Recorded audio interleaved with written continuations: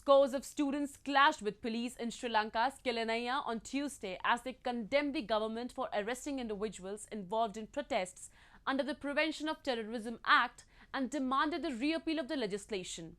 These students also played a key role in the protests that led to the ouster of President Gotabaya Rajapaksa in July. Hundreds of students clashed with police in Kelaniya, a suburb of Sri Lankan capital Colombo, on Tuesday as they condemned the government for arresting individuals involved in protests under the Prevention of Terrorism Act (PTA) and demanded the repeal of the legislation. The protesters wanted to march towards central Colombo but were stopped by riot police. Police was also seen detaining a number of protesters.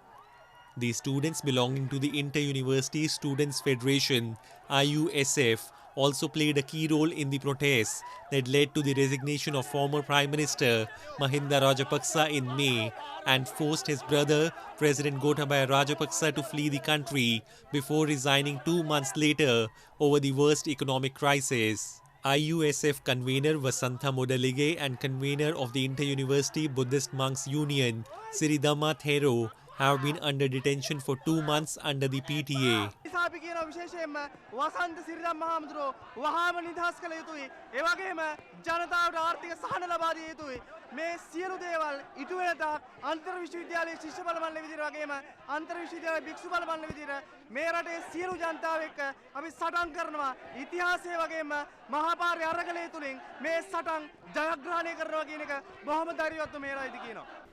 Meanwhile, to cope with a steep oil bill that deepened Sri Lanka's worst financial crisis in decades, the country approved a legislation on Tuesday to let companies from oil-producing nations import and sell fuel and reduce reliance on the country's meager dollar supplies.